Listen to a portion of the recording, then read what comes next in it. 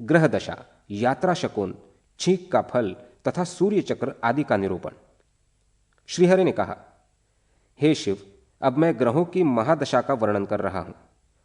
सूर्य की दशा 6 वर्ष, चंद्र की दशा 15 वर्ष, मंगल की दशा 8 वर्ष, बुध की दशा 17 वर्ष, शनि की दशा 10 वर्ष, बृहस्पति की दशा 19 वर्ष, राहु की दशा 12 वर्ष तथा शुक्र की दशा 21 वर्ष रहती हैं। सूर्य की दशा दुख देने वाली होती है और उद्वेग को पैदा करती है तथा राजा का नाश करती है। चंद्र की दशा ऐश्वर्य देने वाली, सुख पैदा करने वाली तथा मनोनुकूल अन्न देने वाली होती है। मंगल की दशा दुख देने वाली तथा राज्यादि का विनाश करने वाली है। बुध की दशा दिव्य स्त्री का लाभ, राज्य प्राप्ति एवं कोश वृद्धि करने वाली है। शनि की दशा राज्य का नाश और बंधु बांधवों को कष्ट प्रदान करने वाली है। बृहस्पति की दशा राज्य लाभ और सुख समृद्धि तथा धर्म देने वाली है। राहु की दशा राज्य का नाश करती है, व्याधियों की प्राप्ति कराती है और दुख पैदा करती है। शुक्र की दशा में हाथी, घोड़ा, राज्य तथा स्त्री का लाभ होता है। मेष मंगल का, वृष शुक्र का, मिथुन बुध का और कर्क चंद्रमा का क्षेत्र कहा गया है। सूर्य का क्षेत्र सिंह एवं बुध का क्षेत्र कन्या राशि है। तुला राशि शुक्र का क्षेत्र है और वृश्चिक मंगल का क्षेत्र है। बृहस्पति का क्षेत्र धनु, शनि का क्षेत्र मकर एवं कुंभ और मीन बृहस्पति का क्षेत्र कहा गया है। कर्क राशि में सूर्य आ जाने पर भगवान विष्णु शयन करते हैं। अश्विनी, रेवती, चित्रा, धनिष्ठा ये नक्षत्र आभूषण धारण करने में उत्तम माने गए हैं। यात्रा में यदि दाहिने हरिण, सांप, बंदर, बिलाव, कुत्ता, सुअर, पक्षी, नेवला तथा चूहा दिखाई दे तो यात्रा मंगलकारी होती है। यात्रा में ब्राह्मण की कन्या का दर्शन हो जाना मंगल होने का सूचक है तथा शंख और मृदंग की आवाज सुनना एवं सदाचारी श्रीमंत व्यक्ति का दर्शन हो जाना, वेणु, स्त्री, जल से भरा कलश दिखाई देना कल्याण प्राप्ति का सूचक है। यात्रा में बाई ओर श्रृगाल, ऊंट और गधा आदि का दिखाई देना मंगलकारी होता है। यात्रा में कपास, औषधि, तेल, दहकते अंगारे, सर्प, बाल बिखेरे, लाल माला पहने और नग्न अवस्था में यदि कोई व्यक्ति दिखाई दे तो अशुभ होता है। अब मैं हिक्का अर्थात छींक के शुभ अशुभ फलों का वर्णन कर रहा हूं। पूर्व दिशा में छींक होने पर बहुत बड़ा फल प्राप्त होता है।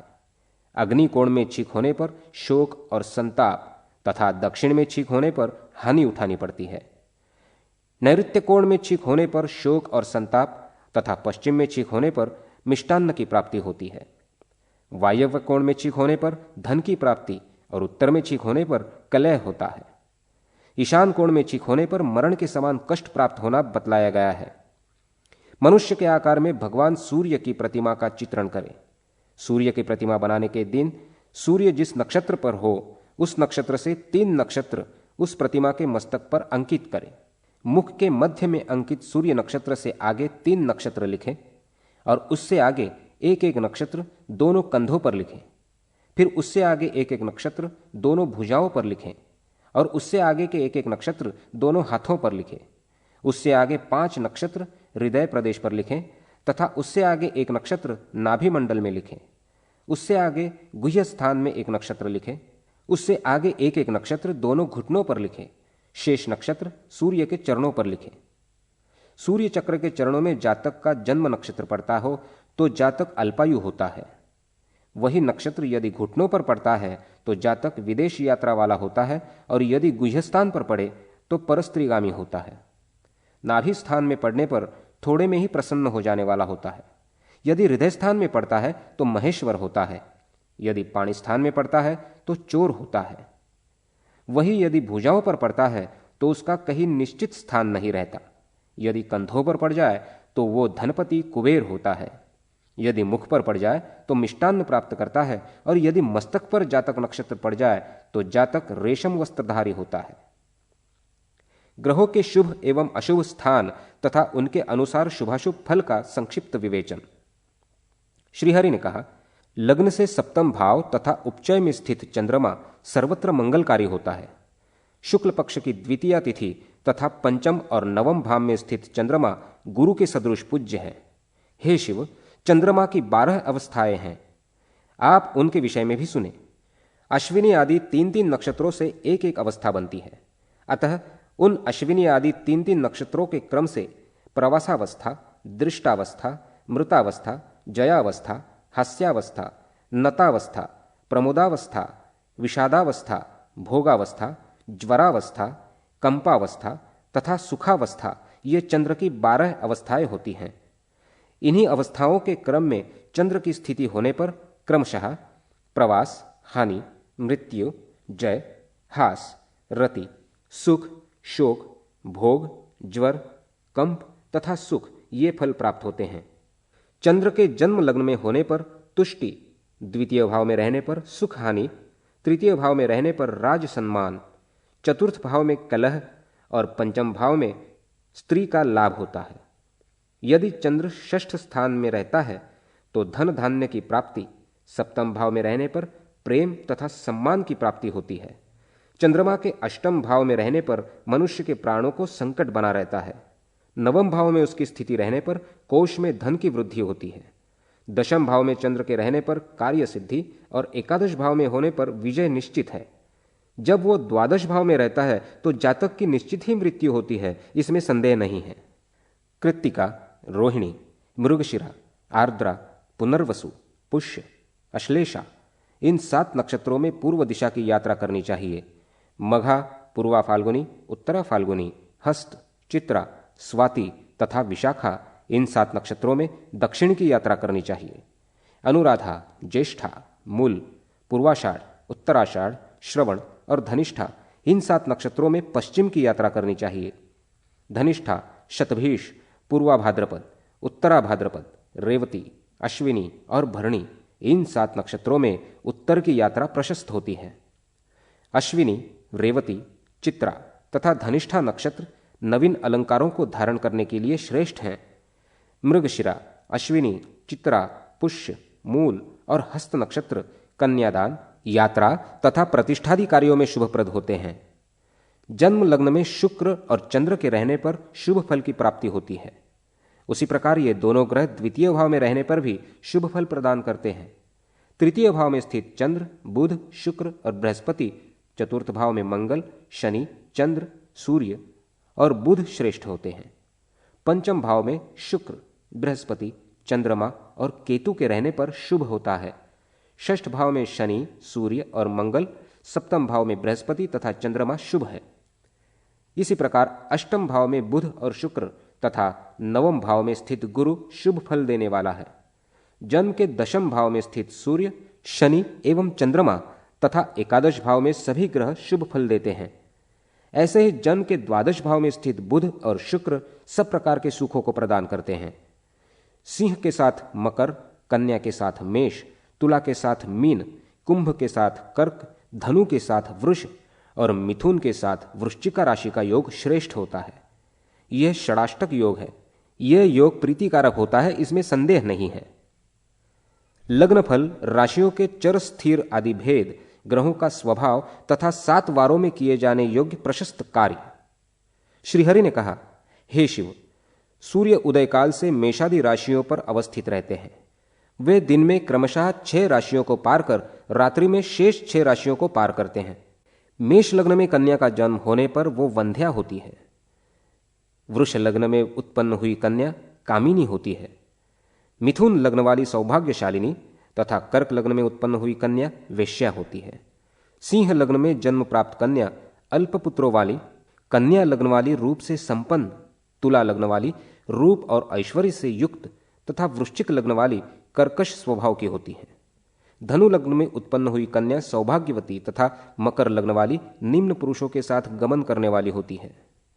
कुंभ लग्न में जन्म प्राप्त कन्या अल्पपुत्रों तथा मीन लग्न वाली वैराग्य युक्त होती है। तुला, कर्क, मेष और मकर ये 4 राशियां हैं। इनमें यात्रादि चर कार्य करने चाहिए। सिंह, वृष, कुंभ और वृश्चिक स्थिर राशि हैं। इनमें स्थिर कार्य करने चाहिए। कन्या, धनु, मीन एवं मिथुन राशि द्विस्वभाव की होती है। विद्वान व्यक्ति को इन राशियों में द्विस्वभाव से युक्त कर्म करने चाहिए। यात्रा चर लग्न में तथा गृह प्रवेशादि का कार्य स्थिर लग्न में करना चाहिए। देवताओं की स्थापना और वैवाहिक संस्कार को द्विस्वभाव के लग्न में करना श्रेयस्कर है। हे वृषभध्वज, प्रतिपदा, षष्ठी, तथा एकादशी तिथियां नंदा मानी जाती है। द्वितीया, सप्तमी और द्वादशी तिथियां भद्रा कही गई हैं। तृतीया, अष्टमी और त्रयोदशी तिथियां जया कही गई है। चतुर्थी, नवमी तथा चतुर्दशी ये 3 रिक्ता तिथि हैं। ये शुभ कार्य के लिए वर्जित हैं। सौम्य स्वभाव वाला बुध ग्रह चर स्वभाव है। गुरु क्षिप्र, शुक्र मृदु और रवि ध्रुव स्वभाव का है। शनि दारुण, मंगल उग्र तथा चंद्र को सम स्वभाव का जानना चाहिए। चर और क्षिप्र स्वभाव वाले वार में यात्रा करनी चाहिए तथा मृदु और ध्रुव स्वभाव से संयुक्त शुक्र अथवा रविवार को गृह प्रवेश आदि का कार्य करना चाहिए। दारुण और उग्र स्वभाव वाले शनि तथा मंगलवार को विजय प्राप्त करने की अभिलाषा से क्षत्रियादि वीरों को युद्ध के लिए प्रस्थान करना चाहिए। राज्याभिषेक और अग्निकार्य सोमवार को प्रशस्त माना गया है। सोमवार में लिपाई का कार्य एवं गृह का शुभारंभ करना श्रेयस्कर है। मंगलवार को सेनापति का पदभार वहन करना, शौर्य पराक्रम का कार्य तथा शस्त्राभ्यास का प्रारंभ करना शुभ है। बुध के दिन किसी कार्य की सिद्धि के लिए प्रयत्न करना, मंत्रणा करना और यात्रा करना सफलतादायक माना गया है। बृहस्पतिवार को वेद पाठ, देव पूजा, वस्त्र तथा अलंकारादि धारण के कार्य करने चाहिए। शुक्रवार को कन्यादान, गजारोहण तथा स्त्री सहवास उचित है। शनिवार को गृहारंभ, गृह प्रवेश और गजबंधन के कार्य शुभ माने गए हैं। सामुद्रिक शास्त्र के अनुसार स्त्री पुरुष के शुभाशुभ लक्षण, मस्तक एवं हस्तरेखा से आयु का परिज्ञान। श्रीहरि ने कहा, हे शिव, अब मैं स्त्री पुरुष के लक्षणों का वर्णन संक्षेप में कर रहा हूं, आप सुने। जिनके हाथ पांव के तल पसीने से रहित हो, कमल के भीतरी भाग की तरह मृदु एवं रक्त हो, अंगुलियां सटी हुई हो, नाखून तांबे के वर्ण के समान थोड़े रक्त हो, पांव सुंदर गुल्फ वाले, नसों से रहित और कूर्म के समान उन्नत हो, उन्हें नृपश्रेष्ठ समझना चाहिए। रुक्ष एवं थोड़ा पीलापन लिए, श्वेत नख वाले, वक्र तथा नसों से भरे हुए और विरल अंगुलियों से युक्त शूर्पाकार चरणों वाले मनुष्य दुखी एवं दरिद्र होते हैं। अल्परोम से युक्त, गलशुंड के समान सुंदर जंघा प्रदेश तथा एक एक रोम से भरे हुए रोमकूपों वाला शरीर राजाओं और महात्माओं का माना गया है। प्रत्येक रोमकूप में 2-2 रोम होने पर मनुष्य श्रोत्रिय तथा पंडित होता है।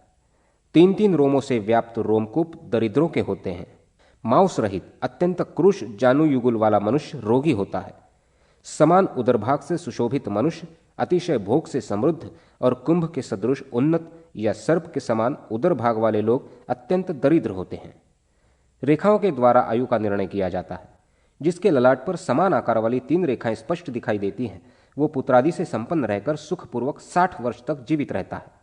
मस्तक पर 2 रेखाओं के दृष्टिगोचर होने पर मनुष्य की आयु 40 वर्ष की होती है।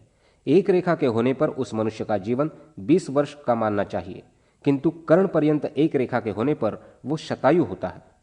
ललाट पर कान तक विस्तृत 2 रेखाओं के होने से मनुष्य की आयु 70 वर्ष तथा वैसे ही 3 रेखाओं के रहने पर उसकी आयु 60 वर्ष होती है। ललाट पर रेखाओं की व्यक्त अव्यक्त स्थिति होने पर मनुष्य 20 वर्ष की अल्पायु को ही प्राप्त करता है। रेखा विहीन ललाट के होने पर मनुष्य 40 वर्ष तक जीवित रहता है। रेखाओं के छिन्न भिन्न रहने पर मनुष्य की अकाल मृत्यु होती है। जिसके मस्तक पर त्रिशूल अथवा फरसे के समान चिन्ह दिखाई देता है, वो धन पुत्रादि से परिपूर्ण होकर 100 वर्ष तक जीवित रहता है। हे रुद्र, तर्जनी और मध्यमा अंगुली के मध्य भाग तक आयु रेखा के पहुंचने पर मनुष्य शतायु होता है। अंगुष्ठ के मूल भाग से निकलने वाली प्रथम रेखा ज्ञान रेखा है। मध्यमा अंगुली के मूल से जो रेखा जाती है वो आयु रेखा है। ये रेखा कनिष्ठा अंगुली के मूल से निकलकर मध्यमा के मूल भाग को पार करती है। यदि यह रेखा विच्छिन्न या किसी अन्य रेखा से विभक्त नहीं होती है तो ऐसे व्यक्ति की आयु 100 वर्ष होती है। हे रुद्र, जिनके हाथ में ये आयु रेखा स्पष्ट दिखाई देती है उसकी आयु 100 वर्ष अवश्य होती है, इसमें संदेह नहीं। जो रेखा कनिष्ठा अंगुली के मूल से होकर मध्यमा अंगुली के मूल तक विस्तार को प्राप्त करती है, वो रेखा मनुष्य को 60 वर्ष आयु प्रदान करने में सक्षम होती है। स्त्रियों के शुभाशुभ लक्षण। श्रीहरि ने कहा, जिस कन्या के केश घुंघराले, मुख मंडलाकार अर्थात गोल एवं नाभि दक्षिणावर्त होती है, वो कुल की वृद्धि करने वाली होती है। जो स्वर्ण सदृश आभा वाली होती है, जिसके हाथ लाल कमल के समान सुंदर होते हैं, वो हजारों स्त्रियों में अद्वितीय तथा पतिव्रता होती है। जो कन्या वक्र केशों वाली और गोल नेत्र वाली होती है, वो निश्चित ही दुख भोगने वाली होती है तथा उसका पति शीघ्र ही मर जाता है। पूर्ण चंद्र के सदृश मुखमंडल से सुशोभित, बाल सूर्य के समान लाल लाल कांति वाली, विशाल नेत्रों से युक्त, बिंबा फल की भांति ओष्ठ वाली कन्या चिरकाल तक सुख का उपभोग करती है। हस्ततल में बहुत सी रेखाओं के होने पर कष्ट तथा अल्प रेखाओं के होने पर वो धनहीनता का दुख भोगती है। हाथ में रक्तवर्ण की रेखाओं के होने से वो सुखी जीवन व्यतीत करती है, किंतु कृष्ण वर्ण की रेखाओं के होने पर वो दास्य वृत्ति वाली दूती का जीवन व्यतीत करती है।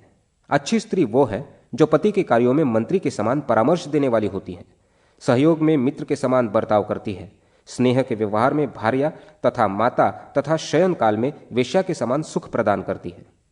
जिस कन्या के हाथ में अंकुश, कुंडल और चक्र के चिन्ह विद्यमान रहते हैं, वो पुत्र से संपन्न होती है और राजा को पति के रूप में वर्ण करती है। जिस स्त्री के दोनों पार्श्व और स्तन प्रदेश रोम समन्वित होते हैं तथा अधरोष्ठ भाग ऊंचा उठा होता है, वो निश्चित ही शीघ्र पति का नाश करने वाली होती है। जिसके हाथ में प्राकार और तोरण की रेखाएं दिखाई देती हैं, वो दासकुल में भी उत्पन्न होकर रानी के पद को प्राप्त करती है। जिस कन्या की नाभि ऊपर की ओर उठी हुई मंडलाकार एवं कपिल वर्ण की रोमावलियों से आवृत्त होती है, वो कन्या राजकुल में उत्पन्न होकर दासी की वृत्ति से जीवन यापन करती है। जिस स्त्री के चलने पर दोनों पैर की अनामिका तथा अंगुष्ठ पृथ्वी तल का स्पर्श नहीं करते हैं, वो शीघ्र ही पति का नाश करती है तथा स्वयं स्वेच्छाचार पूर्वक जीवन बिताने वाली होती है। जिस स्त्री के चलने से पृथ्वी में कंपन हो उठता है, वो शीघ्र ही पति का नाश करके स्वेच्छाचारिणी बन जाती है। सुंदर मनोहारी नेत्रों के होने से स्त्री सौभाग्यशालिनी, उज्ज्वल चमकते हुए दांतों के होने पर उत्तम भोजन प्राप्त करने वाली, शरीर की त्वचा सुंदर एवं कोमल होने से उत्तम प्रकार की शैया तथा कोमल स्निग्ध चरणों के होने पर वो श्रेष्ठ वाहन का सुख प्राप्त करती है। चिकने, ऊंचे उठे हुए ताम्र वर्ण के समान लाल लाल नखों से युक्त, मत्स्य, अंकुश, पद्म, चक्र तथा लांगल अर्थात हल चिन्ह से सुशोभित एवं पसीने से रहित और कोमल तल वाले स्त्री के चरण सौभाग्यशाली होते हैं। सुंदर रोम विहीन जंघा, गजशुंड के सदृश उरु, पीपल पत्र के समान विशाल उत्तम गुह्य भाग, दक्षिणावर्त गंभीर नाभि, रोम रहित त्रिवली और हृदय पर सुशोभित रोम रहित स्तन प्रदेश, ये उत्तम स्त्री के शुभ लक्षण हैं।